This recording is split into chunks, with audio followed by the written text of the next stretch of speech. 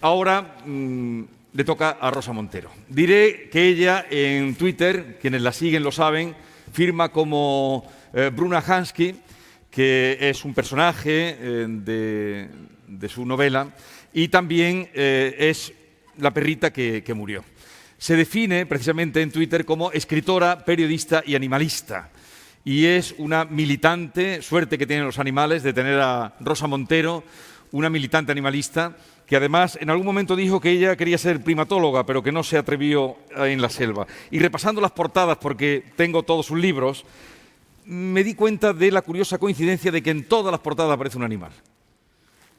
En El peso del corazón aparece un tigre, en Las lágrimas en la lluvia aparece un oso polar, en Bella y oscura el garabato de un perro callejero, en El nido de los sueños un ganso, en Los tiempos del odio... ¿Habías caído en eso? Ahora lo hice. En fin, que Rosa es una militante a favor del mundo animal. Y ella misma nos contó en La hija del caníbal o en La loca de la casa, por lo menos ahí fue donde yo encontré y donde me enteré de que era hija de un torero como Pascual Montero y contaba cómo se vestía y cómo se despedía diciéndole suerte papá. Y también ella ha escrito y ha dicho que precisamente su padre le enseñó a amar a los animales. Y hoy está aquí, aceptó enseguida la invitación porque tenía que estar Rosa Montero y el título de la conferencia es Corazón y razón, la extinción natural de la tauromaquia. Con todos ustedes, Rosa Montero. Ponemos aquí. Eso. Te dejo aquí el agua por si tiene necesidad. Sí, abierta, sí. Está abierta. Absolutamente. Ahí la Muchas tienes. Gracias.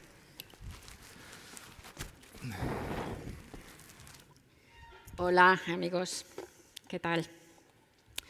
Rubén, hay varias cosas que me unen contigo, desde la pena por la falta de estudios de filosofía hasta el amor por el Levi-Strauss, que lo cito en mi novela La carne, fíjate si me gustará, sublime, verdaderamente.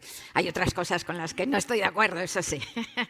En efecto, soy hija de un torero que antes de la guerra pues era novillero, fue novillero, pero después de la guerra pues ya se hizo banderillero. Y me recuerdo, con 5 años, cuando toreaba voy a mirar la hora para no pasarme, cuando toreaba en Madrid, mi padre, pues venían a buscarlo a casa. En aquel entonces los coches de toreros, enormes Citroën, venían a buscarlos a los toreros a casa, se vestían en casa. Nosotros subíamos, no teníamos agua caliente, subía mi padre a bañarse y a cambiarse en casa de su abuela. Entonces, en efecto, lo primero que me enseñaron a decirle antes de que se fuera era suerte papá. Yo le veía entrar en el cuarto de baño vestido de padre y salía vestido de superhéroe, ¿no? Todo reluciente, lleno de diamantes. Y entonces se iba y aquello era un gineceo.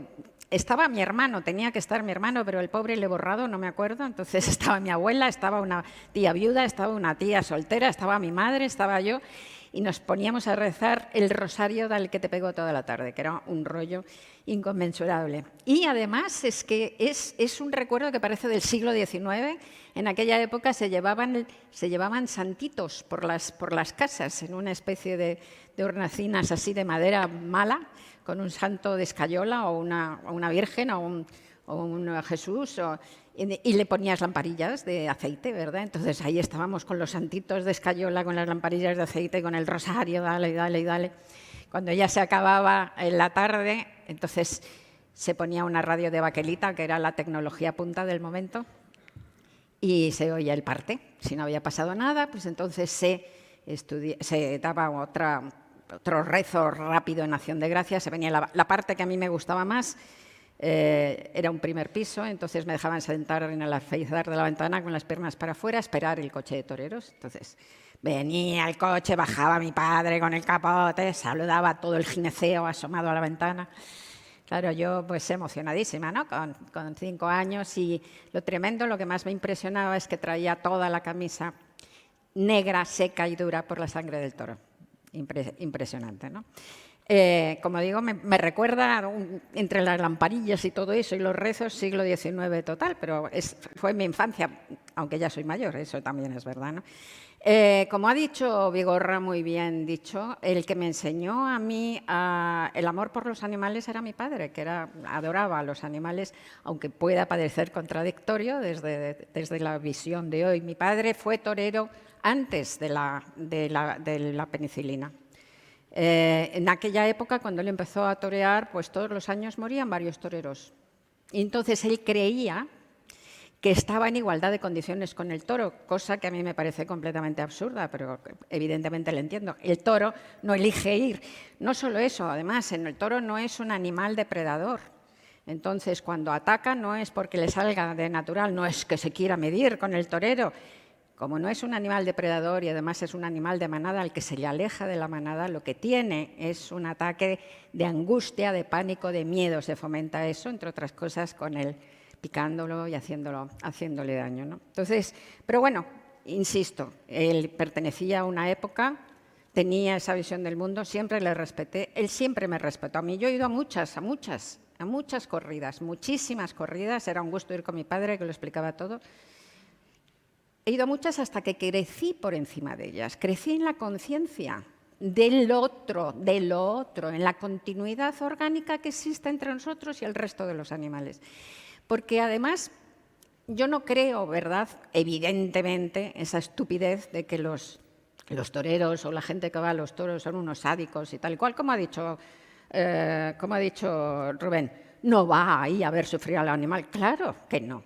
Lo que pasa es que creo en el prejuicio, en la rutina y en el prejuicio que, como su nombre indica, está antes del juicio y que nos impide ver, nos impide entender lo que estamos haciendo. El prejuicio que hizo que la esclavitud durara durante milenios.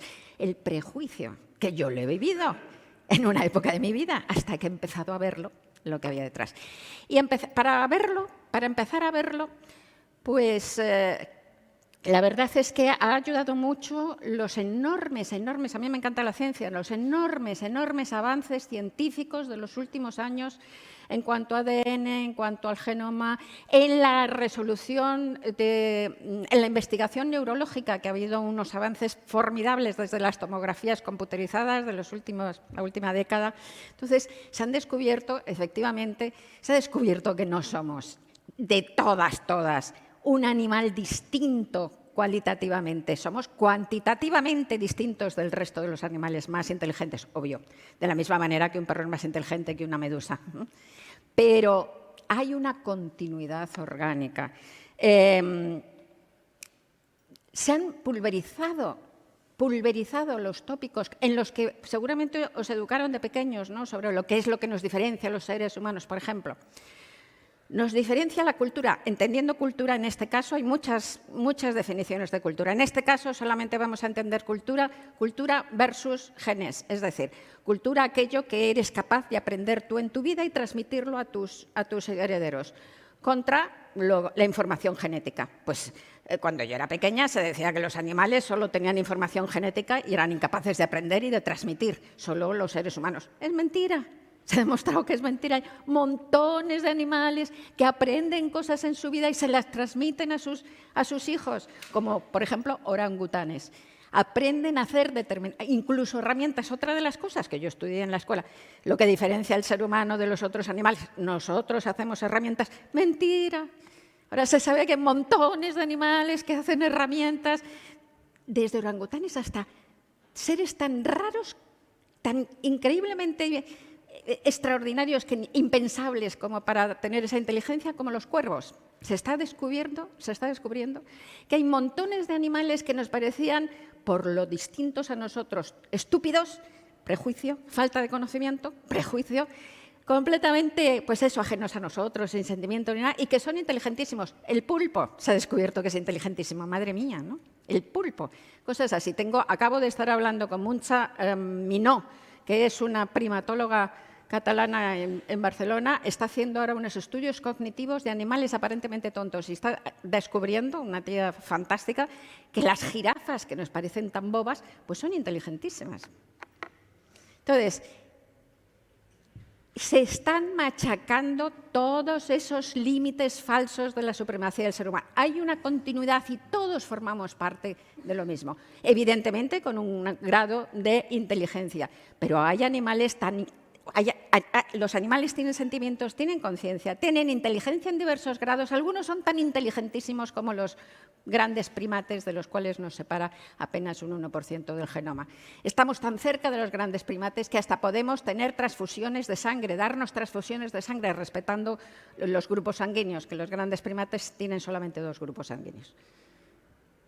Hasta ese extremo. En 2012 hubo una reunión de los 13 más importantes neurocientíficos del mundo en la Universidad de Cambridge de Inglaterra, que es una de las universidades más importantes del mundo, y sacaron la Declaración de Conciencia, en la que se dice que los otros animales también tienen conciencia, que está demostrado que los otros animales también tienen conciencia. Y por supuesto que tienen dolor. Todos los seres vivos con sistema nervioso central, todos los mamíferos, somos básicamente iguales. Y esto lo digo porque resulta que hay algunos que parece que defienden que el toro de Lidia es como si lo hubieran metido en un cohete desde Venus y lo hubieran traído y que no tuviera nada que ver con el resto de los seres vivos, con el resto de los mamíferos.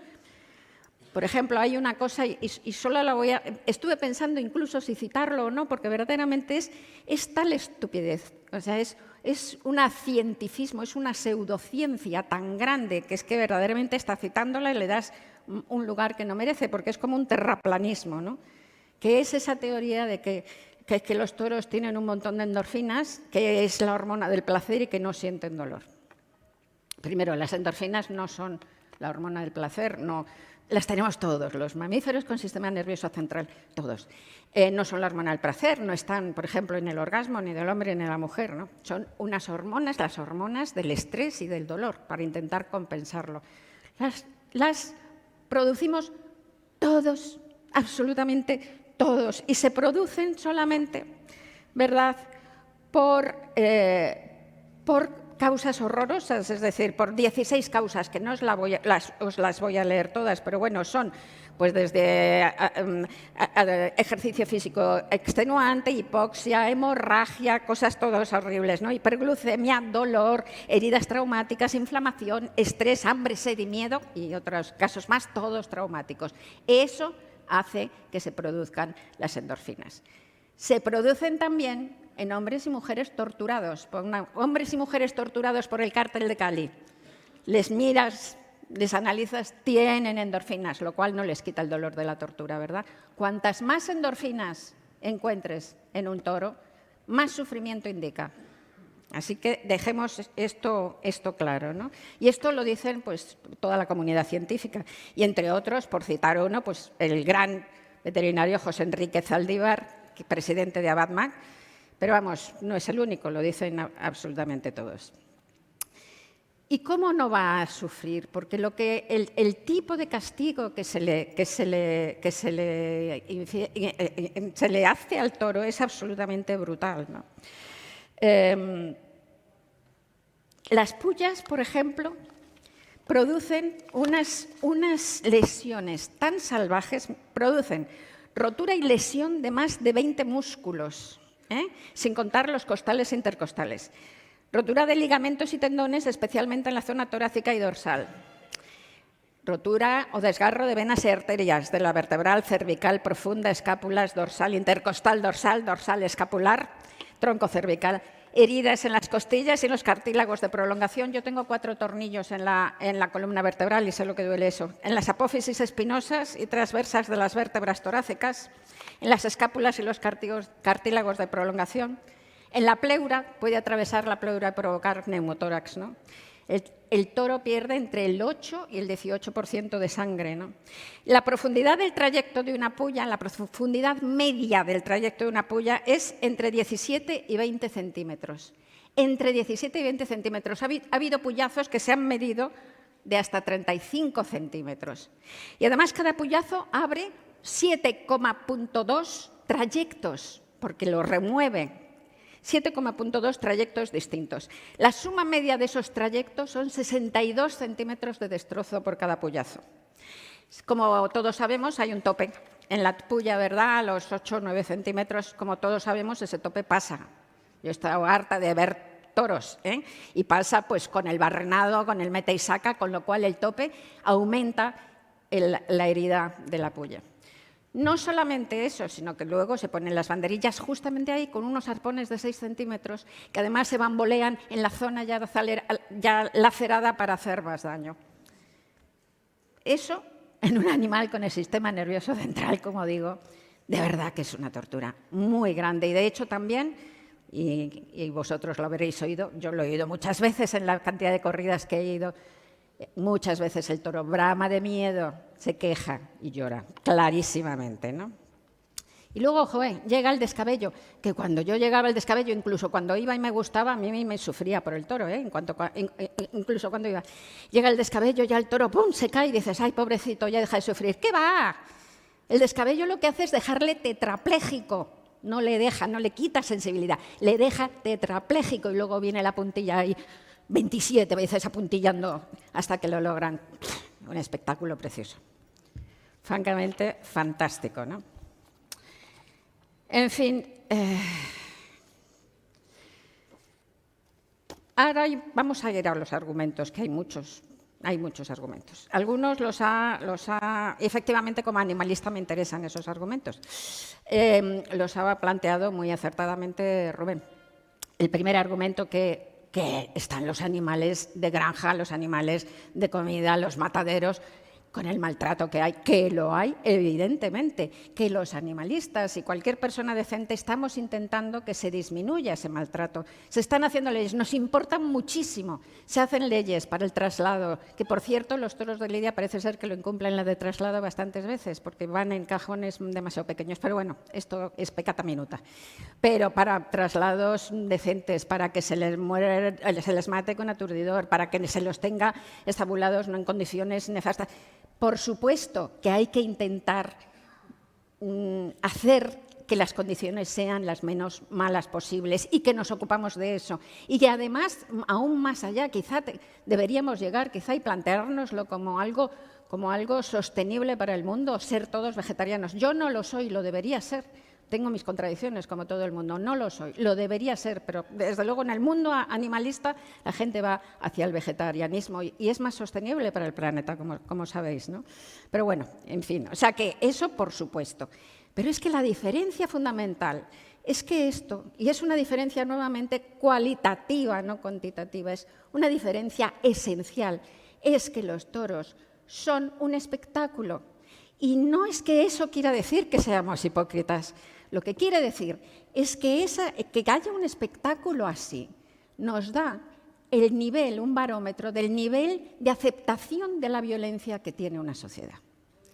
Y eso es lo que me preocupa y eso es lo que yo quiero superar, es lo que yo quiero que esta sociedad crezca por encima de eso. Y hablaremos más adelante de eso, ¿no? El nivel de la aceptación de la violencia. De hecho, ya hay estudios hechos, hay bastantes. Hay uno principal multidisciplinar que se hizo hace algunos años en la Universidad de Escocia, de Edimburgo, sobre la relación entre la violencia contra los animales y la violencia contra las personas. Y está hiperrelacionado. O sea, la gente que comete atentados contra los animales es multidisciplinar con policías, asistentes sociales, psicólogos y no me acuerdo cuántas cosas más, pero... Entonces, la aceptación del nivel de la violencia es lo que es preocupante, ¿no? Sigamos. La dehesa, desaparición de la dehesa, la cosa ecológica y todo esto, ¿no? Primero, ¿qué es la dehesa? No sabemos muy bien qué es la dehesa porque no hay una definición exacta. Es una zona de pastos que también tiene arbolado. No hay definición exacta de cuánto arbolado tiene que haber por hectárea para que sea dehesa o no, ¿no? Yendo al máximo y al mínimo, entre lo que se considera de ese máximo y mínimo, la ganadería brava solo ocupa entre el 7% y el 10%. En lo demás hay ovejas, cabras, bovinos, caballos, cerdos, ¿no? Hay un informe hecho por especialistas ante el Senado, que sale en el boletín del Senado del 26 de noviembre de 2010, que dice: el único animal que rentabiliza la dehesa y costea las labores que se tienen que realizar para conservar la dehesa es el cerdo ibérico. La ganadería brava está subvencionada en un 31%, un 31,6% por la PAC, que es la Política Agraria Común. Es decir, yo que no soy taurina estoy pagando a las ganaderías bravas. Y sin eso tienen muy difícil supervivencia, muy difícil supervivencia. Fernando Álvarez, biólogo del CSIC en la estación de Doñana, dice además que cuando estas ganaderías extensivas están subvencionadas hay más cabezas por hectárea, y lo cual hace que sea insostenible porque se van fomentando, van perdiendo la diversidad de las hierbas, porque se quedan convertidas las hierbas de pasto en una o dos clases como mucho, van priorizándose los pastos sobre lo herbóreo, que va perdiendo, y en conjunto termina siendo deteriorante para la dehesa.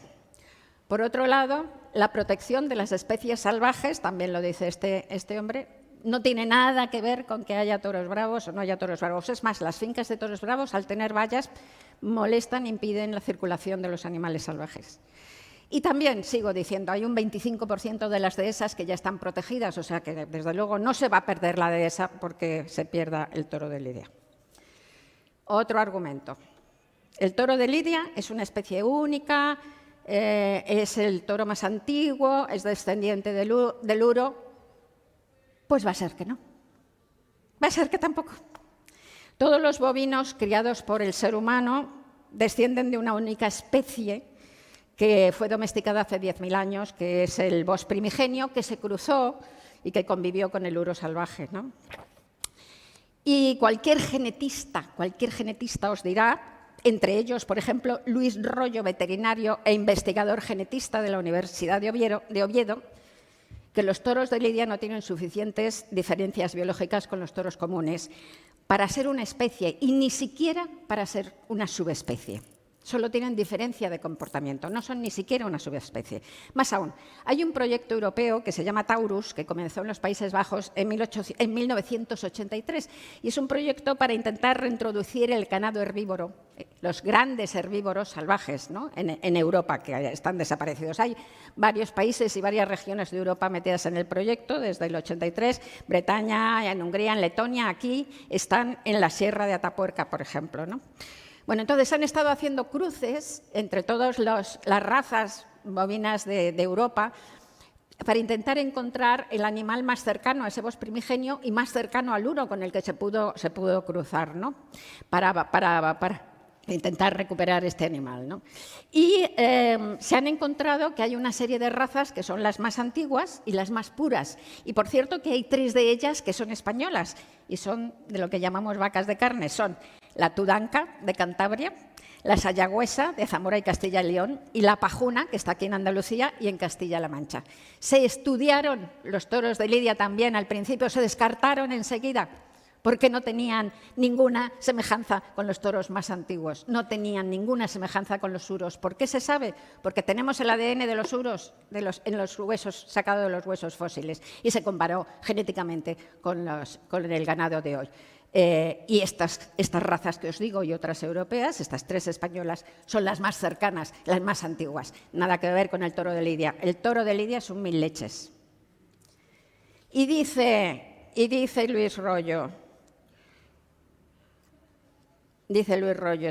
esperad un momento.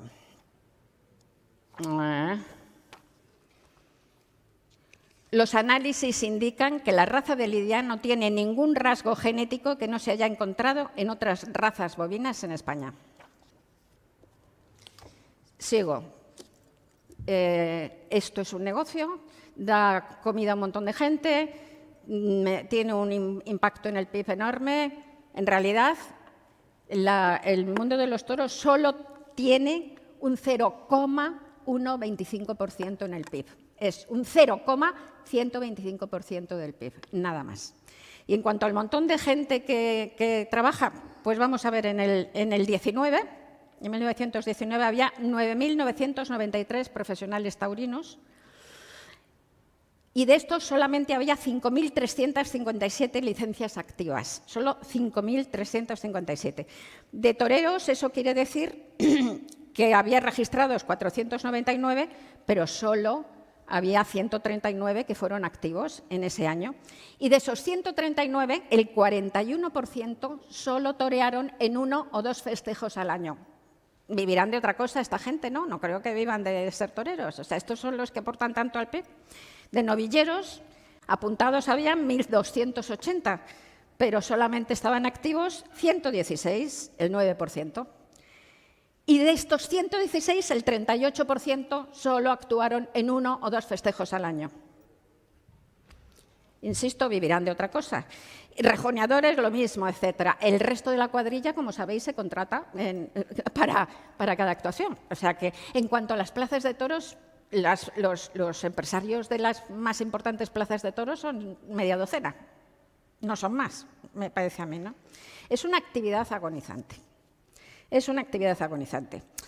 De 2007 a 2019, cifras del Ministerio, se ha pasado de festejos taurinos en plazas, se ha pasado en 2007, había 3.651 y en el 2019, 1.425, un 61% menos.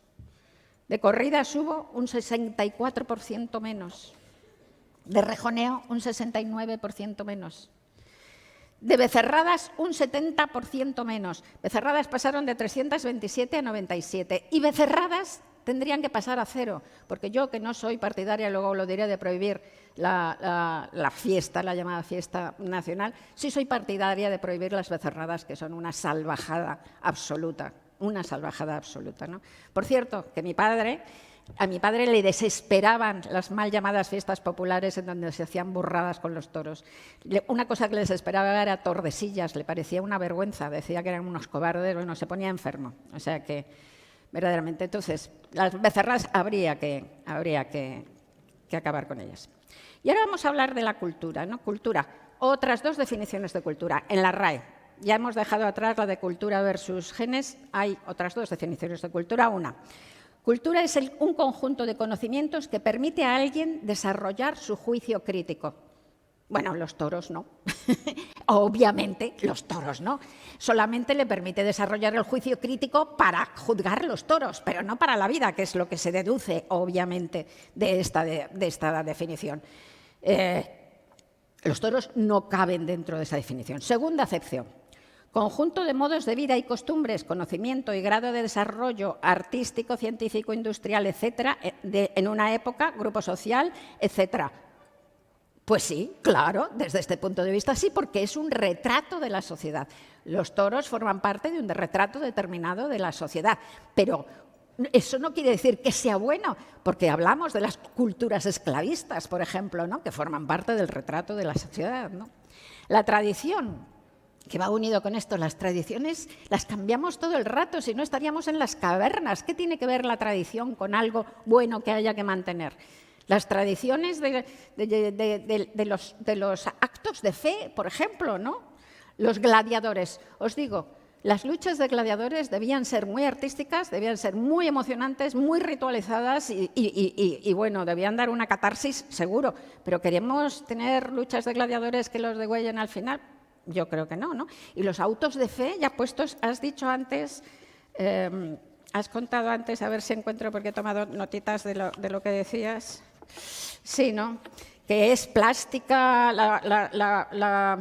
que los toros son pues esa cosa plástica, creativa, estética, descomunal, que es verdad, contacto con la muerte, ¿verdad? Ritual y liturgia, por supuesto, pues los actos de fe más. Hay un cuadro maravilloso, que lo conoceréis, del Acto de Fe de Madrid de 1683, de Francesco Ricci en el Prado, está estupendo. Ahí hay plástica, creativa, estética, descomunal, contacto con la muerte, ritual, liturgia. Menos mal que lo hemos superado. Menos mal que lo hemos superado, ¿no? Y hablando de eso, como si hubiéramos sido siempre así, ¿verdad? Como si siempre hubiéramos sido así, pero es que no hemos sido siempre así. O sea, el ser español no implica esto. Mirad lo que decía Jovellanos.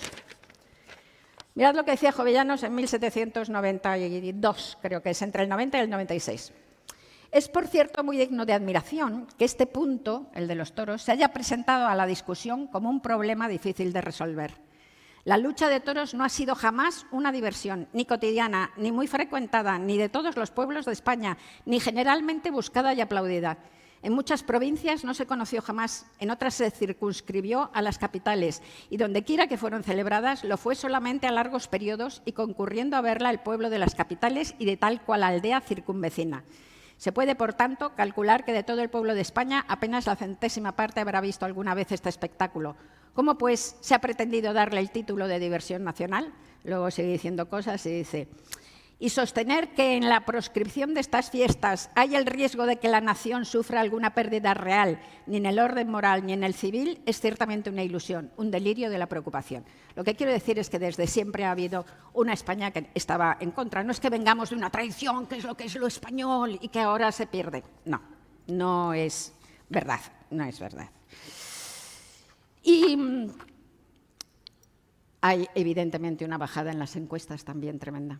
Una bajada en las encuestas tremenda. En 1978, un 45% de la población estaba a favor de los toros. En el último estudio del Ministerio de Cultura de julio, un 25% está a favor de los toros. En la encuesta sociométrica del 2019, estaban en contra el 56,4%, a favor el 24,7%, no sabe, no contesta 18,9%, ¿no? Y luego hay una que es del 16, que la cito solo porque habla de los jóvenes, que está hecha por Ipsos Mori, para World Animal Protection, pero está hecha por una casa de encuestas seria, en donde salía en 2016 que solo el 7% de los jóvenes entre 16 y 24 años estaban a favor de los toros. Ese porcentaje yo creo que ha subido en estos últimos años, porque por desgracia, como tú lo has dicho, por el otro lado, yo lo lamento mucho, la verdad. Este es uno de esos temas. Vivimos en un país tan sectario que además la política lo envenena todo, y la política intenta comerse temas que son apolíticos, que son transversales. O sea, yo no creo que la izquierda tenga que ser antitaurina per se, y de hecho hay, como tú has dicho, Carmen Calvo, está Joaquín Sabina. O sea, eso es una cuestión personal, son temas que trascienden esos límites que envenena la política. Y ahora resulta que en los últimos años pues la derecha y la derecha más derecha como Vox lo han tomado como una enseña y están metiéndoselo en la cabeza. Yo creo que artificialmente. Estoy segura que hay un montón de gente de Vox que no le interesan los toros porque terminarán metiéndose como bandera. Pero por Dios, qué pena meter temas que no son de bandera, que son transversales. Pues ¿por qué no? Vos no, ya que si quiere tomar algo pues de animal, que se haga cargo de la cabra de la Legión, por ejemplo, que tiene unos valores además verdaderamente bélicos y estupendos, ¿no? Que van mucho con el ideario del partido, ¿no? Me encanta la cabra de la Legión, dicho sea de paso. Me encanta la cabra de la Legión. Y voy a terminar ya muy pronto. ¿Qué decir además? De esa cosa terrorífica, trágica de las cornadas, de las cogidas espantosas, de chavales colgando por aquí de un pitón, de ojos que les sacan los toros, de la cogida espantosa de septiembre del 19 de Javier Cortés en Las Ventas, por ejemplo. Pero ¿de verdad que ese espectáculo creéis que es del siglo XXI? ¿De verdad creéis que es del siglo XXI? Es aterrador. Es aterrador que suceda eso y que vayamos a verlo. Hasta 1928 las corridas se hacían sin peto en los caballos, como sabéis. El peto se impuso en la dictadura de Primo de Rivera en 1928. Entonces, en cada tarde de la corrida se destripaban 2 o 3 caballos o 4, les metían las tripas a puñados, les cosían en vivo y les volvían a sacar. Valle Inclán escribió: los pobres jacos caminan pisándose las tripas. Cuando Primo de Rivera puso la obligatoriedad del peto, Ortega y Gasset, que no era un imbécil, ¿verdad? Ortega y Gasset escribió un artículo que yo he leído, diciendo ¡qué vergüenza! ¡Qué horror! ¡Qué horror! Esto es un asco, se ha quitado el sentido de la fiesta con el peto, qué ridiculez. Me recuerda un poco lo que tú decías de los toros con sangre son o no son. Bueno, pues Ortega decía ¡qué horror! ¡Qué horror! Se ha quitado el sentido de la fiesta, esto es un espanto, no voy a volver. Ortega y Gasset, imaginaos qué nivel brutal de admisión de la violencia tenía esa sociedad, la sociedad española en 1928. Un nivel de admisión de la violencia que poco después estallaría en la terrible guerra civil.